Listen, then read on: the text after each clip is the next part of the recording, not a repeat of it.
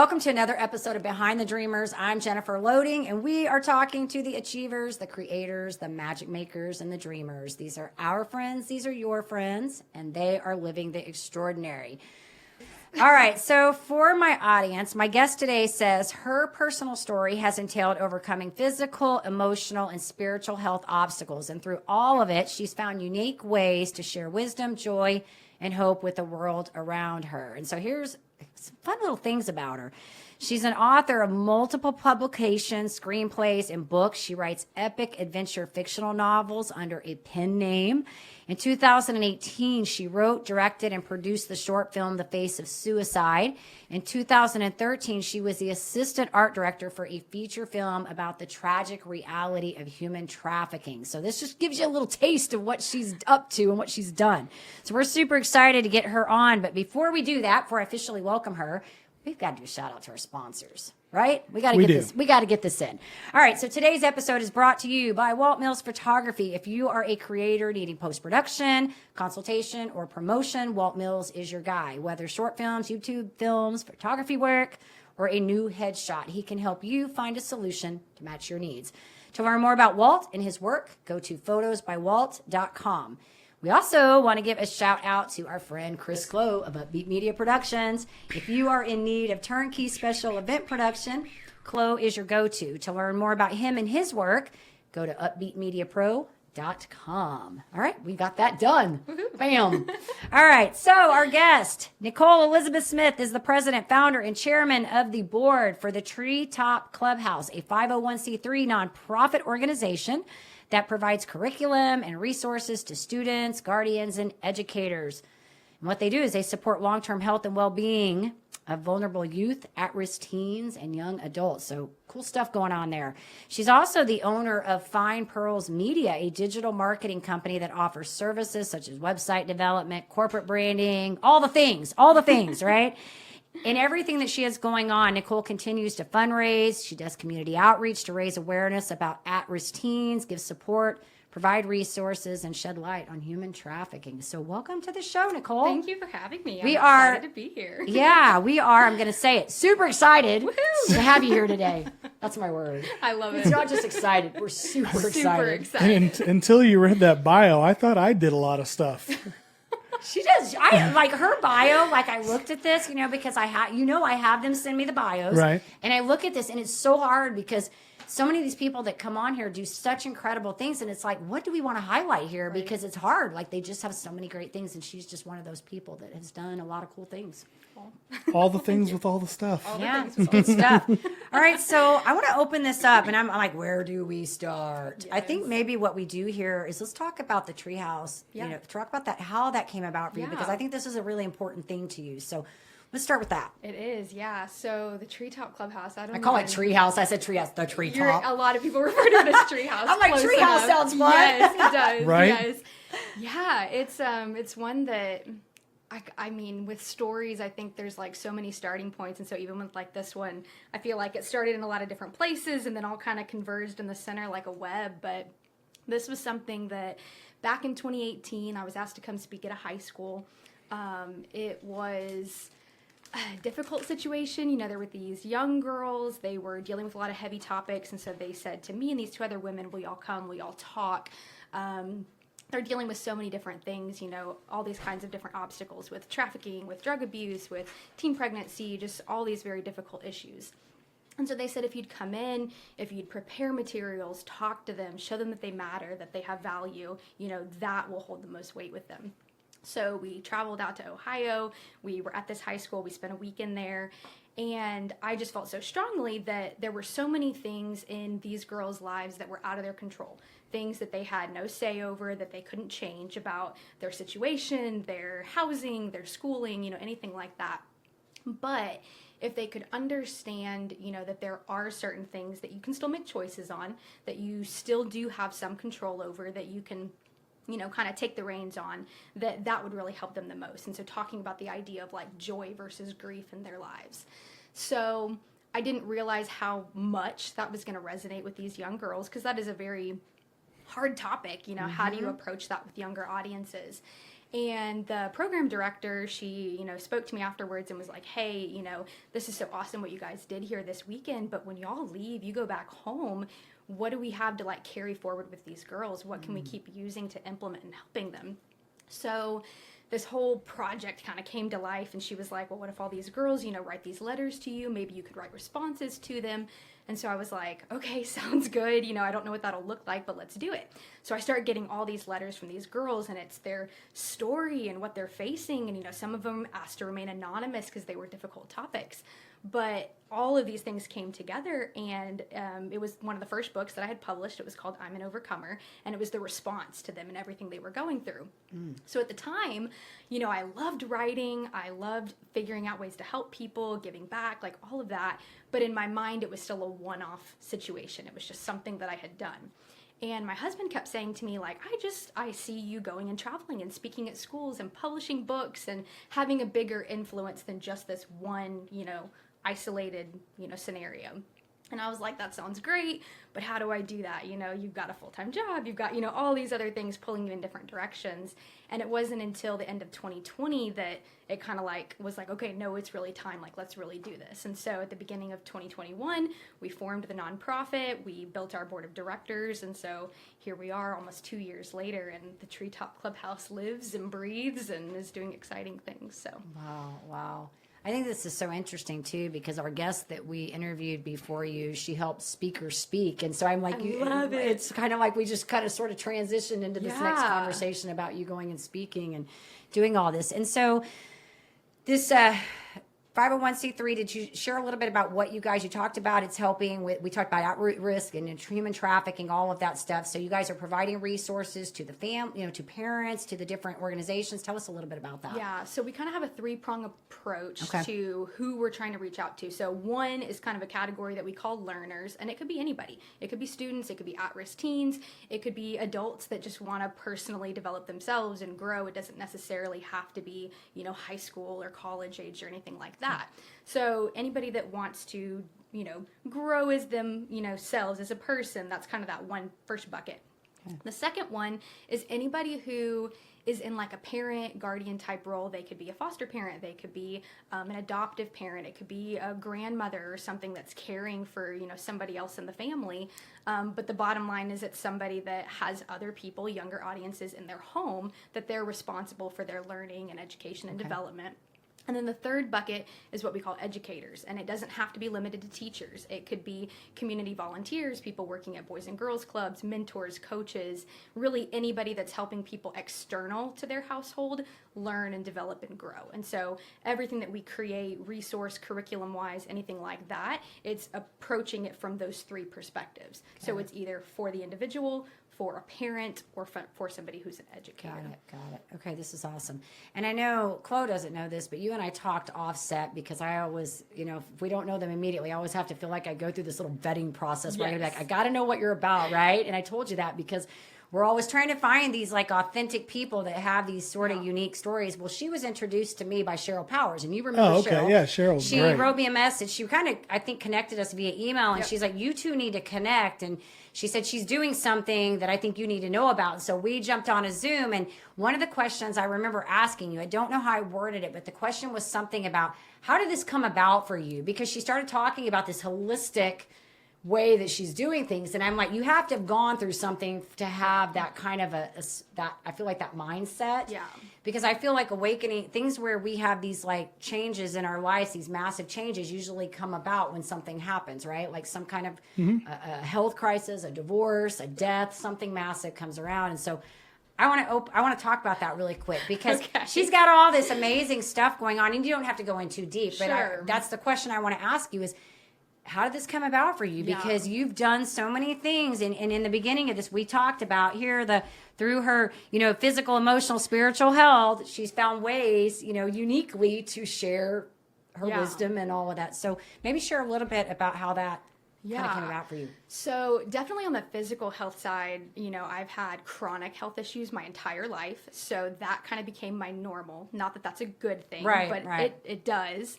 And, we had talked a little bit about this, offset as well, that physical health problems can often also lead to the emotional health problems, that they're very interlinked with each other. And so I would say between those two things, there was plenty of things, in my, history and in my story and stuff that were, heavy things to go through, and in 2018, literally a month after I had done that speaking engagement at the high school, I actually had a very severe near-death experience. I was hospitalized.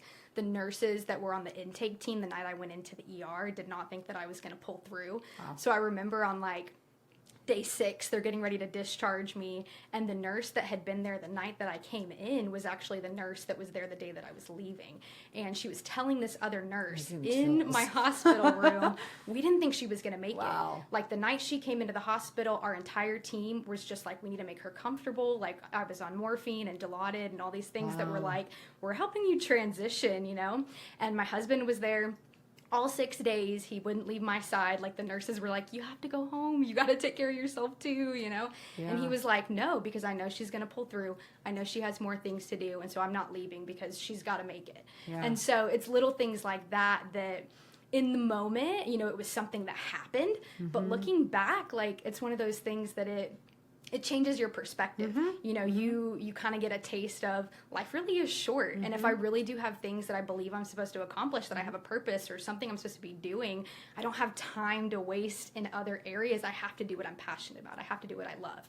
And so I think that was one of many big turning points, but that's kind of the biggest one that comes to my mind as far as kind of pushing me to go. Well, and I think that's huge. Did you get chills? I got chills when she was doing that. Because it is, I've had people ask me that question too,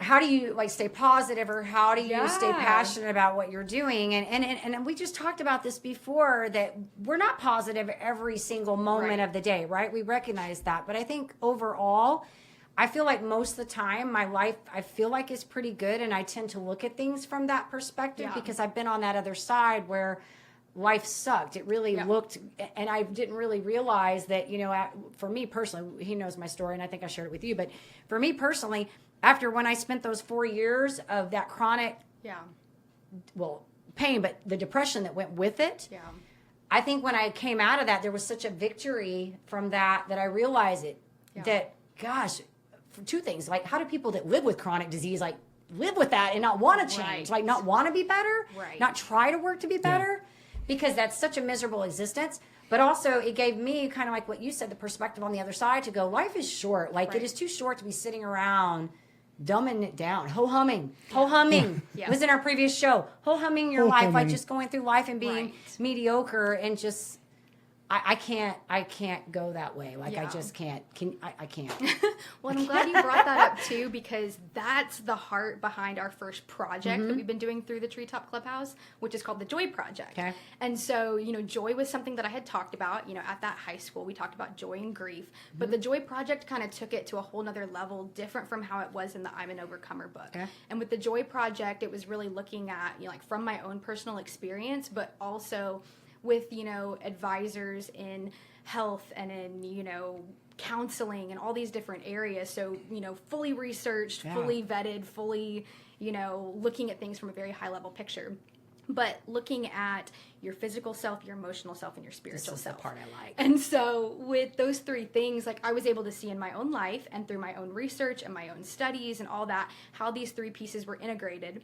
And so if you, if you're working with, younger audiences and you're only ever talking to them about their physical appearance or their body or whatever, that's only one piece of them. Right. You can't neglect how feelings and emotions and relationships and all these other pieces play into who they are. Oh, but people do. They do, though. They do. And so that's why for us at the Treetop Clubhouse, I was like, if we could help people understand, you could have a full picture of what you are from a young age. Picture. Yes, if you could understand that from a younger age, and if the parent figures in your life could help instill that into you, and the educator people in your life could help instill that to you, you've covered the entire growth cycle in a sense, to where younger audiences are then growing up with a full picture of themselves, which means they're more likely to understand who they are. They're more likely to go on to do what's actually fulfilling and meaningful to them. And one of the examples that I had given, at that high school way back when, and I still think it was the right analogy for the audience at the time, but it was an analogy of plants. if you can identify, okay, like I'm a tree and I'm meant to produce apples and I'm supposed to produce 100 apples a year and that's a sweet spot for me. If you've got somebody who comes along and says, no, we need you to produce oranges, we need you to produce 200 of them, and they're trying to change everything about who you naturally are, you feel like a failure. You feel dissatisfied. You feel like something's missing. And it is, because that's not who you are. It's not who you were made to be. Right. So if you can help people understand what they are, who they are, why they exist from a young age, and even unlearning the more negative things at an older age, like that allows people to then make choices in all those areas that set them up for a life of joy. So that's where the Joy Project title comes in. So. Fantastic. You see, now I know. Now you know why Cheryl connected. Cheryl, I had her tell me this, and I'm like, I know exactly why Cheryl sent you my way. Because I'm sitting here, and while you're talking about the whole thing that's going through my mind, the world would be a better place. Yes. There'd be a lot less disgruntled, moody people, happier people. Yes. Because a lot of people don't realize that what was indoctrinated in them or ingrained in them, that they don't realize that they don't have to follow that. Yes. And when you ask those kind of people that question, the one question is all you got to ask them, what do you want? Yes. And they have such a hard time with that because some of them will go like, well, my mom wants me to do this. Right. Or my dad wants me to do this. Or my husband wants me to do this. It's like, I'm not asking you what they want. What do you want? Yeah. Because one of my friends and mentors, Mark Rogers, told me one of the greatest things. Joy is an inside job. That's It is. exactly It right. is. That's It is. exactly right. It is. And It's not an existential. It's a key principle, like in the book too. And I know some people, they'll hear like the spiritual self piece and they'll get a little wary. And it's like the way that we have it set up, it's not I don't get spiritual in a wary about it, religious just so you sense know. or anything like that. I know, but people do. They do, right. And so I always kind of say like spiritual/mental, because regardless of whether or not you have any type of religious affiliation or that you feel connected to anything bigger than yourself in a spiritual sense, everybody wants to be connected and engaged at just the human level. And whether that's being a part of an organization, being a part of a club, being a part of a hobby where other people share your interests, there's still that need for that human connection. And so, I don't know, that's a really big piece in it too, because if you constantly have people telling you, well, that's not cool or that's not interesting, or that's not what we like, you mold yourself into something different. Right. And while they might like what you are, if you're not satisfied with yourself, you're literally going to set yourself up to live a life of grief. Yeah. It's just like another great saying is, people's opinion is none of my business. Yeah. People's other opinions of me are none of my business. Right. Yes. Right. It's you find your tribe. Yeah.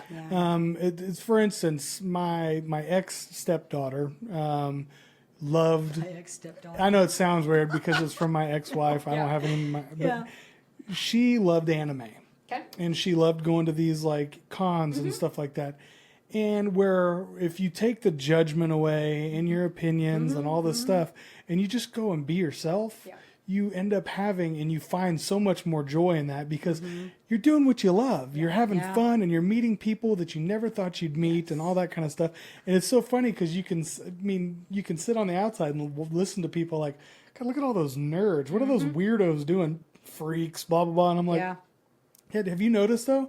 You're sitting out here by yourself, and there's like 100 of them. There's 100 of them dressed in these amazing costumes, having a great time. Right. I think this comes with this whole, what she's building though is really about building this confidence so that they can feel okay to do that. Because I think, it takes a lot to be able to get to that place, and that's an inside. It's all inside, really. The confidence is inside, the joy, all of that has to be found within. And so many people, they get, like you've said, you've hit on it, is that, they feel like they need to do these things. I've always talked about this. I mean, I talk about all the socialist way we do everything. We tell kids they got to immediately go to college when they get out. Some of them are not ready to go. Some of them need to go find a mentor. Right. They need to go do their thing, and not everybody's built to do that. And I think we have to learn that to embrace people where they are, right, and get them comfortable in their skin, whether they're young or adults. I work with the adults. You're working with that risk, but it's the same messaging. Yes. It's the same messaging. Finding your peace comes about you finding your confidence, and it's built on all those principles: the spiritual, the well-being, the physical, all of it. I mean, you can't be unhealthy and it not manifest somewhere. Like all these things show up, and I always say, how you do one thing is how you do all things, because they find their way. They creep in. You know, like when you ask people about health things. I told you that whenever I was going through my stuff, and I went to the holistic doctor, and he said to me, what was going on in your life at the time this happened? And I was like, whoa. back It's a up. hard question. Back up. I said, Yeah. dude, I didn't cause this. Like, Yeah. excuse me, I'm like the perfect mom. I didn't cause this. I went to the dentist, I got a silver filling out, right? Yep. That's it. And here I got this. And then I was able, in retrospect, when I wrote my book, I was able to go back and look at that and go, okay, whoa. That's a hard thing to do. Yeah. To come back and go, how did I contribute to this? Yeah. Right? How did I contribute to my health? Yeah, something happened that day, but it might not have been as bad had I not been in a prime position, for a lot of chaos already going on in my life. And there was a lot going on at that time. And Right. so I think that there's a lot to be said about this. Yeah. I just keep going back to the world would be a better place if Well, you did well, and address not only these. that, but there's also simple little things that you can't give someone joy, but you can share your joy with someone. Yes, and there's simple little absolutely. things throughout Yeah. the day that, for instance, someone the other day I had on a shirt. I can't remember what it was now, but someone was like, "Man, I really like your shirt." And throughout the day, You like know that, what shirt that is. that sticks. Yeah, well, what that's was the shirt? that sticks with you, you know, and you're does, like, oh, yeah. like, hey, great hat, or hey, you're beautiful, or hey, I really Yeah. like those shoes are awesome, or what you're doing is like, hey, anything, any kind of little bitty thing that you can give someone. Like I say hi to almost everyone. Yeah. Now, not everyone says hi back, and Right. some people look at me like I'm a nut job. Right. But Yep. that's But you just do it because you don't I do it think because about that's who I am. Right. Yeah. Well, and I think that's the point is, just embracing who you are. I think that's great. I think what you're doing, like I said, the day that I talked to her, we were on the Zoom for a while. It was like we needed to yeah. go because we both were like, Right. like we got things to do, but she has such incredible things. You've got this digital marketing company too. And I think, didn't you get an award or something for this? Yes, we did. Over the summer, we were actually awarded a top content marketing agency award for Dallas, and so that was pretty exciting too. That's awesome. But Congratulations. yeah, on it's there's so many different pieces to the puzzle. But yeah, no, I love it. I think this is great. And I think everything really, because you're writing, I mean, I feel like it really all overlaps. It does, yeah. And that's the great thing about this is that, if you had different things going on, it's really pretty crafty here, because if you were like, I'm a medic over here, and then I'm doing Right. writing over here, Yeah. and then I got digital. No, your Yeah. stuff is really kind of they are pretty well overlapping. integrated. Yeah. So, and you do fictional novels under a pen name, and you've done these you did a screenplay, and Yep.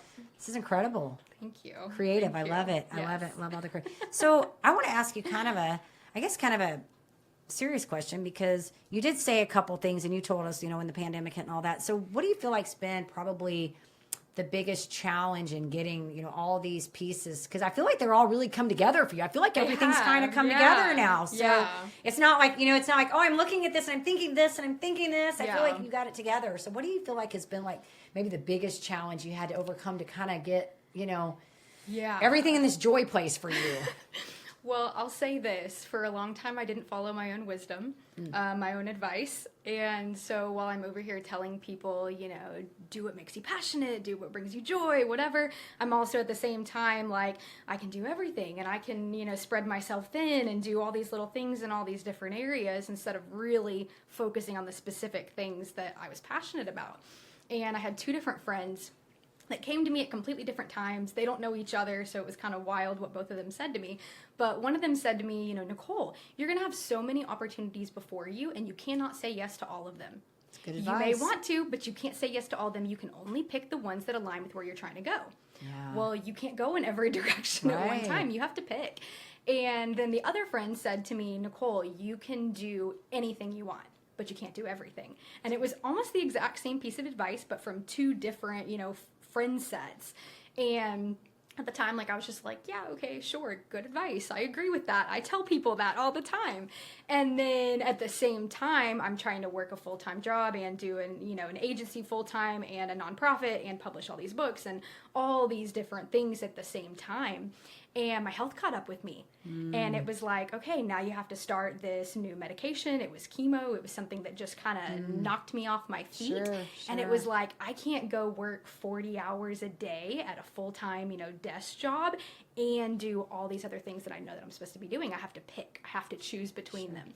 So, had a kind of come to Jesus moment, if you will. I say that one and too. I was like, I had a lot of those. Yeah. And I was like, I have to pick. I can't keep doing all of it. Right. I'm burning, both ends of the wick, and I'm tired, and I'm getting worse health-wise instead of, really taking the time to rest.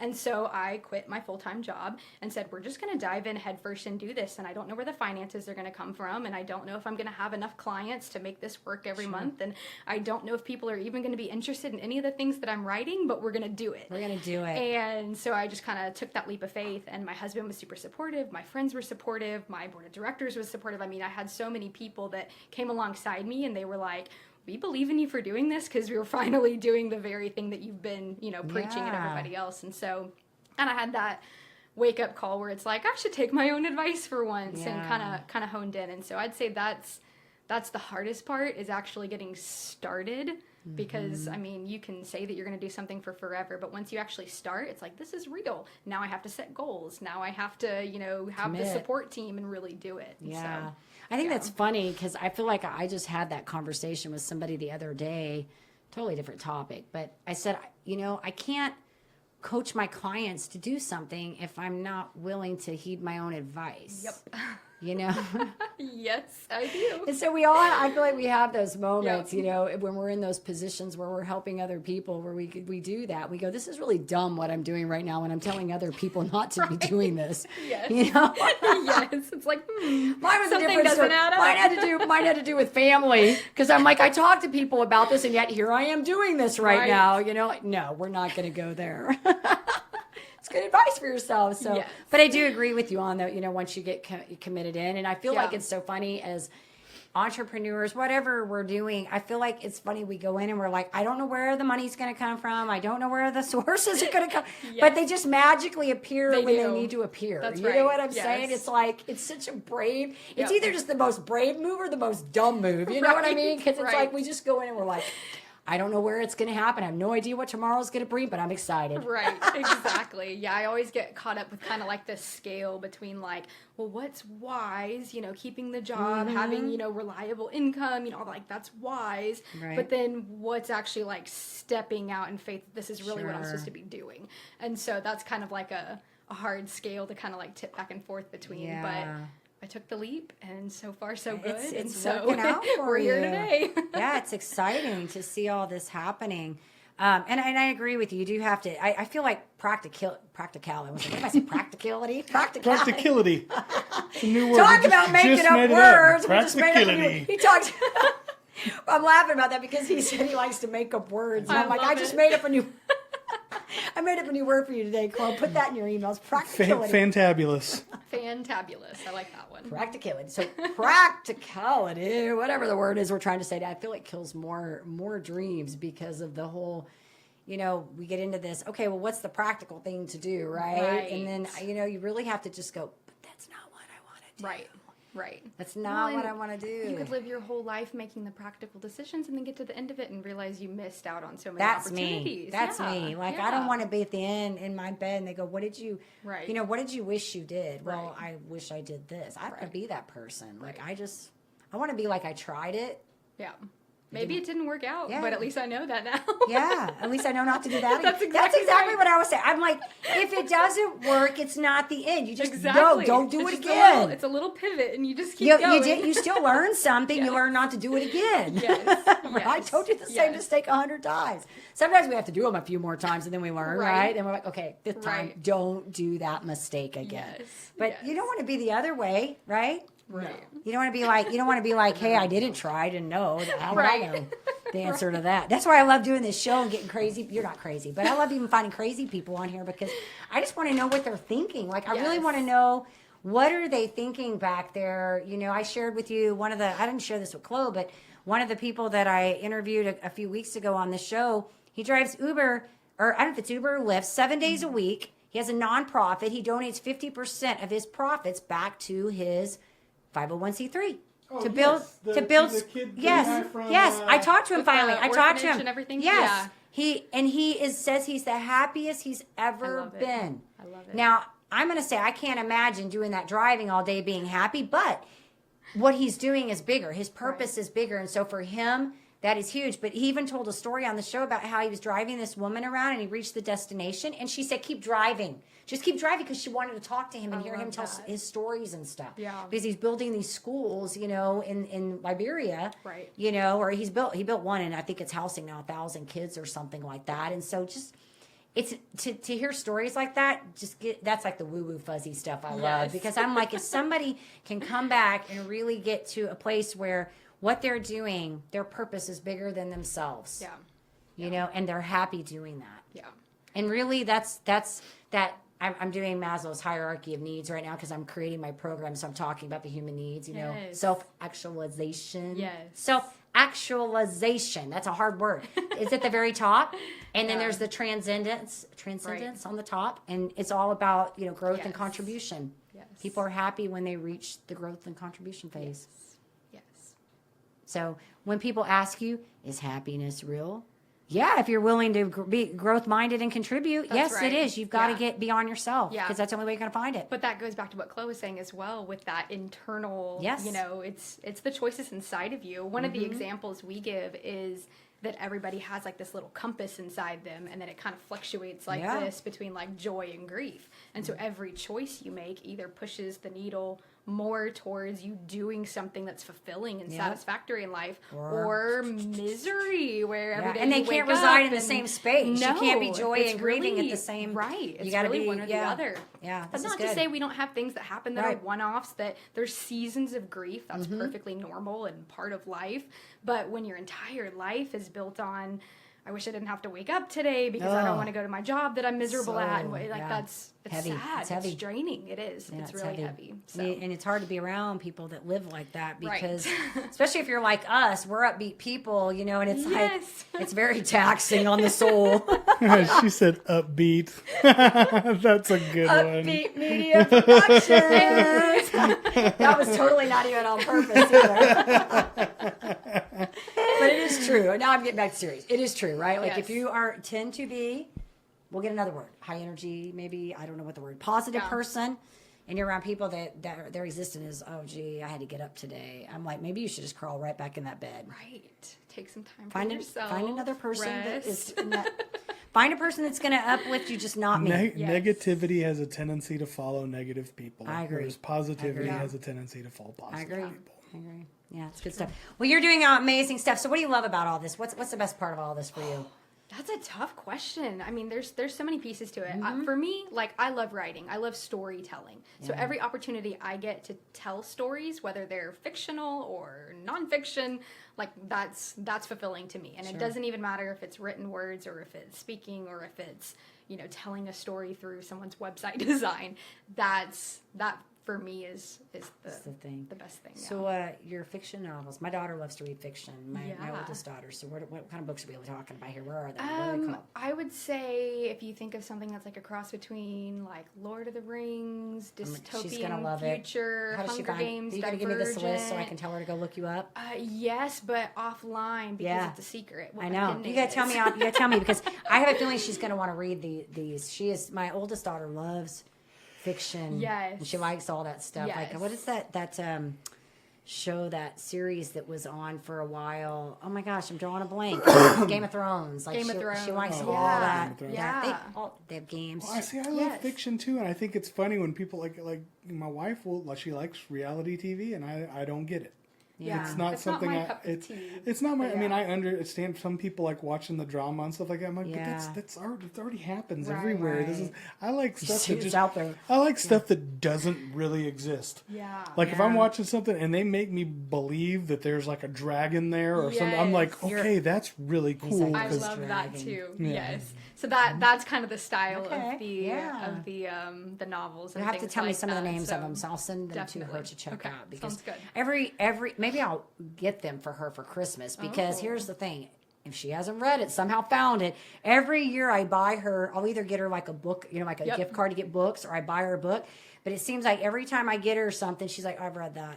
I'm like, Oh, she no. reads like Hey, that's crazy. that's a great awesome. hobby. Yeah. No, that's it is. really It's good. But I mean, Yeah. it's like so hard because I'm like, I'm just going to get you the gift card to the bookstore. You go pick out the books you want. Right. Because, Yeah. and it's funny, her husband reads more like self-help. She likes all the so they have very different book styles. That Yes. Kara's like, I do not like self-help books at all. Doesn't like them. But see, I think that's what's really cool about more fiction, fantasy, adventure, like those types of stories, because you can still Yes. you can instill the exact same values and Right. growth and understanding of much higher spiritual and emotional concepts probably why she that likes people it. may not otherwise go pick up the book that says be the best you, but you can Yeah. see that through the hero's journey. You can see that through, you know, the storytelling and so I think you've hit something on that, because that's one of the things I'm talking about in my Yeah. program is the hero's journey. But I think that's probably why she likes it, doesn't really know how to articulate Yes. it. You know what I mean? Like, 'cause Yes. she's like, I hate self-help books because they tell you what to do. Right.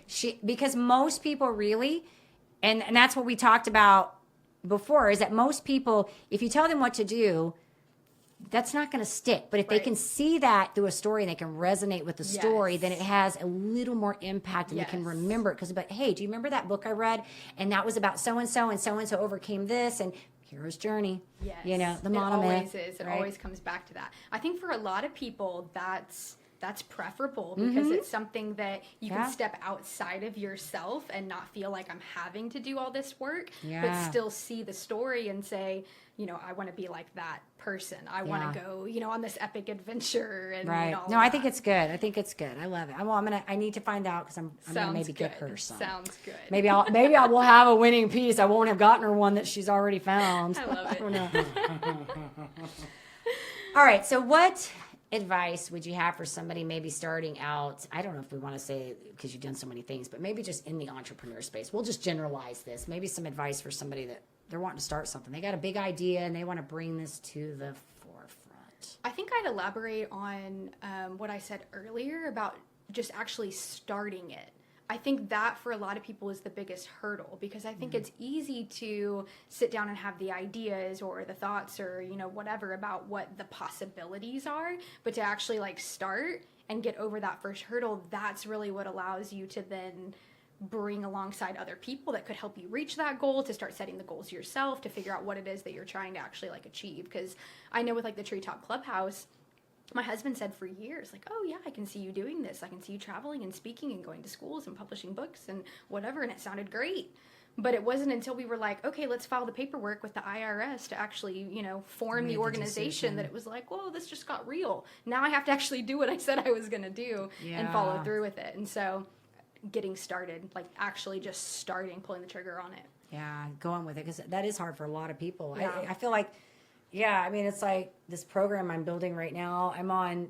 It's so massive. Like I can't even tell you. I've already got 500 slide decks in it. I'm nowhere even near. I mean, it's going to be a beast.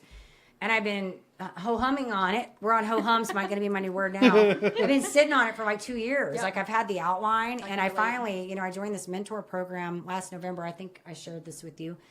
And I did a mastermind at the beginning of October. And so there were 7 of us in this group, and we're working with the mentor. And I just made the decision while I was on that. I'm like, that's it. We're just doing this. We're pulling it. I mean, I'm done. I can't talk about this anymore. You know, it's kind of like you with your pride. I've got a lot of knowledge I've gained over the years, and I feel like from different pieces, from my network marketing, from my, you know, my medical stuff I went through, then, you know, even my coaching, all of that. And so now I'm like knee deep in it, nowhere near even done with this thing. I'm only in maybe 1/100% of this done right now, but it's coming together, and I'm actually excited about how it's coming together. But it was that decision that I was just stuck on, and I know why I was stuck on it because I know it's going to be a beast. I know that it's going to be hard to get this done, and because I'm trying to create the monomyth, the hero's journey through this whole thing. It's not about let me show you everything you can do. It's how do I take you through this immersion from day one to the end so that I create this massive change. It's not me telling you, oh, you need to eat right, or you need to think about the people you're hanging out with, and you need to think about it's for entrepreneurs, or you need to think about what is your unique selling proposition. What are you even pitching, and are you building? You know, it's walking from the beginning of how do we build the dream, how do we build you as a human being, and how do we build your business, because these pieces have to go together. That's right. So the decision, it's the decision. It always comes down. It comes down to that. Once you make it, it's like. It doesn't mean it's easy after No, that, but no. like you were saying earlier, I mean, the right people just show up at magically the right time to be there to support you through it. And that's what's happening with the Tree Talk Clubhouse. As soon as we got the Joy Project, like the first piece of it pushed out, all of a sudden it was like, oh, well, we have this school over here that's interested in this, and we have this program that's interested, and we have this ranch that we're building for at-risk youth, and they're interested in, you know, these kinds of resources. And it was like, whoa, like the need's there. We just had to go. We had to do it. You had to put it into the universe. Yeah. Put it out there. Yes. That's what I would say. You got to put it out there. Yes. And then the people show up. It's kind of like, what is it? The teacher arrives when the student's ready to learn. Yes. Like you hear the same thing. I love that when I'm coaching people and they'll be like, hey, I heard this. And I'm like, wow. How many times have I said that to you? Right. I guess you were ready to receive. But people get it in their own time, and that's fine. But they hear it when they're ready to hear it. It comes, right? It shows up at the right time. Is that Chase talking to us? Yeah, right. He's like, I'm adding to that. Right on. Right on. Well, this has been fun. I think we need to do some fun rapid fire questions. You've got so much great stuff. I know we could talk forever about everything that you're doing, and I'm so excited to really just kind of watch you grow, keep growing through this. I think that's the fun part of this. But I think we need to do some fun questions. What do you think? I agree. You guys anything you want to start? What is your favorite guilty pleasure food? Oh. Ooh, that's a She's tough like, one. wait a minute, off topic. Okay, there's this company in Plano. I don't remember for the life of me the name of it, but they make this toffee that has like almond and milk chocolate in it and whatever. And every time I go to the state fair, they always have a little booth and they're selling it there, and it's delicious. So I'll like buy extra and keep it in my freezer, and every once in a while I'll just go sneak a piece. Do you keep it for a long time? Like yeah, it's really good. I mean, they're located in Plano, so I'm sure I could just drive over to their shop and buy more. But it's like I bought it at the fair, I got it in the freezer. That's all I need, Yes. right? Yeah, and it's so good. I'm feeling you there. I'm feeling because I do that with stuff. It's like I don't want to have it too handy because I don't want too much, but just buy a limited amount. Just a piece Keep here it in and there. there. Right now, it's so funny. We bought for Halloween. You know, I had my daughter go buy candy for Halloween. When she did it on the day of Halloween, so she comes back with a big bag of Reese's peanut butter cups. Nice. I need peanut butter. The little pumpkin ones. No. Oh no. These are the big normal ones, and they're green and they're white chocolate, and I love white chocolate. Oh, that's awesome. I do And too. So here's the thing that Reese's, I don't know why they don't capitalize on this. The best Reese's peanut butter cup are the Reese's eggs at Easter because it is more chocolate and more peanut butter. True. They're huge. He loves That's peanut true. butter. That's why we're talking. My I'm a husband, peanut butter he agrees with you. He'll swear that up and down. Do you want some go- Reese's Yes. peanut butter cups? I got a whole bunch. Oh, of no. them. No. Only the eggs. Eggs. I will go buy the That was good. eggs and I will literally put them in the freezer and Yep. keep them for as So long if I as get a bunch possible. of those, I can bring you those. Yes. You want those? Tons. Yes. I have they're a the whole best. bunch of Reese's You peanut just butter start cups looking right March, now. April. You just be on the Like lookout. they're I the pulled best. one out the other day, and I'm like, I need a bite of white. Like I don't eat that stuff because I can't. I get Right. the sugar makes me sick. Right. I'm like, but I need some of that white chocolate. Yep. So I got a Cutco knife out because I still have those. Yes. And I pull it out. You know, Cutco. I've had it for 20 I years. used to sell I've Cutco, had yeah. it for 20 years. Like the amazing. knives never die. So I pull out my white steak Cutco knife, right? I got to cut the peanut butter thing in four quarters because I want the white chocolate, just the quarter.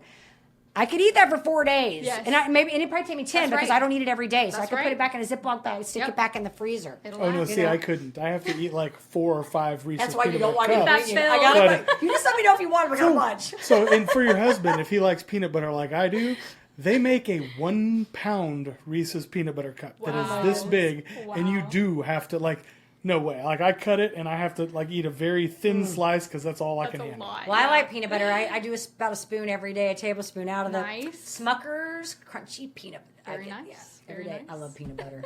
But it's even better when it has chocolate on it. Yes. Oh yeah. So, anyways, but if either of you want any, by the way, I have tons of Reese's peanut butter cups. Noted. Nobody has eaten them. Where I'm like impressed. Nobody's touching them. Well, what is it? Sam's is selling the bin of like big- 350 Oh my goodness. Reese's That would peanut. take me 20 years. I walked by and I looked at it and I was like, that's just evil. They would rot in my It's house. so mean. But kids can do it, you know. They Yeah. It's that's just That's awful. lunch. Yeah. Why yeah. would they Well, when do I was that? younger, we used to be Butterfinger and Dr. Pepper. When I was in my 20s, every day Butterfinger and Dr. Pepper. Yes. Like Those are my two favorite. I growing cannot up too. imagine. Whatchamacallits. Those are good too. Whatchamacallits. Those are I good haven't too. had The that in a peanut while. butter in there and the Yes. crunch. Yes. Oh, That's a good yeah. combo. Yeah. Okay, we're off candy bars. No more candy bar talk. All Not very right. rapid fire. All right. So You're besides right. all your amazing books, do you have another favorite author? Ooh. Or maybe a favorite book? Maybe that'd be a little easier. just a favorite book, maybe a book that you can think of that you read that was like. I have a lot of favorite She's books. like, oh gosh, I just opened like. Stumped Whoo! me. You stumped me. Okay, so are they all fiction that you like, or you have some self helps that you like?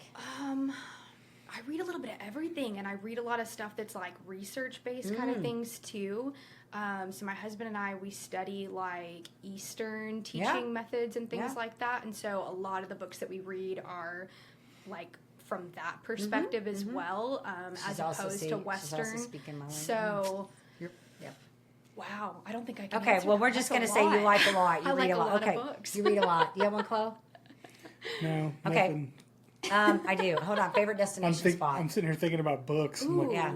Yellowstone National Park. She came up with one. That's She got our bam, She favorite got that place. fast. Favorite place in the whole world, Yellowstone National Okay. Park. Especially if you go in May, then it's baby season, so there's little baby bears. there's It's Oh. wonderful. I learned this. I learned random. I am chock full of useless knowledge. Literally, there is a 5 square mile section of Yellowstone National Park where murder is legal. Oh yeah, because where the 4 states converge. Yeah. I did know this. I did. And I know was this. like, it's terrifying. yeah. Don't None go. of- Don't it's go in that. Don't go in that terrifying. Yeah. section. And But the bears also, have a field day in there. and also there's a they reintroduced the wolf back into Yellowstone did? a few years ago. Yep. And when the wolves left, the ecological toll that it took on Yellowstone was incredible. Yeah, it really did. It was change a lot. amazing. Yeah. I've been there. Yeah. Just That's one place I've It's been. worth it. I mean, It's you rent a gorgeous. car, you're driving. Like, we don't necessarily get out and do like a ton of long distance Sure. hiking. We might do some short things for specific sites, but we drive around and just look for animals. And I take my camera and shoot photos of bears and Yeah. stuff. And we it get makes you time. understand why Jack Dutton is able to kill people to keep his property. There you go. There you go. There you go. Well, when I was in Montana over the summer, we got to see a porcupine climb up the mountain. That's For fun. free. Yeah, I used to see all kind of wild things over there. But I I like haven't been to that. Yellowstone. I think my sister's been there, and a lot of people have been there. I've not been It's there. beautiful. I love it. Yeah. May's the time to go. Yeah, very cool. All right, you have anything else? Because I got one last. Okay, one last question. What's in your Amazon cart? What's in my Amazon See if she cart has right anything. now? A book that she can't read. It's probably a book. It probably is. I don't necessarily keep them in the cart, but I have that little like save I'm for just later. messing with you. I have that too. I'm messing with you. It made me think of Brian when Brian Flanagan was on the show, and I said, "What was the name of that book?" And he's like, "A memory book." You saw the clip I put out, this a memory book. I figured out it was Spin Selling was the book. Afterwards, I'm like, oh, I love Spin it. Selling. I love it. Anyway, so we have to have fun on here. But you know what? Hey, the Amazon card is good. I don't know what's in mine right now either. I might be actually empty at the moment. I did have to buy my son a new LED light because That is so funny because that's what I have in my cart right now, LED lights. Well, But this mine is are- for a mine are fish for- tank. Yeah. Mine are for work though. This is for fish big tank. LED lights. I did just buy one like 4 days ago, and it was for setups like this and everything for my little home office. So, Yeah. but it's But already arrived. is it as cool as my Millennium Falcon Nothing desk will light? ever be as cool as that. Star Wars, fun stuff. All right, well, this has been amazing, Nicole. If our Yes. audience wants to learn a little bit more about you and what you've got going on, where do we want to send them?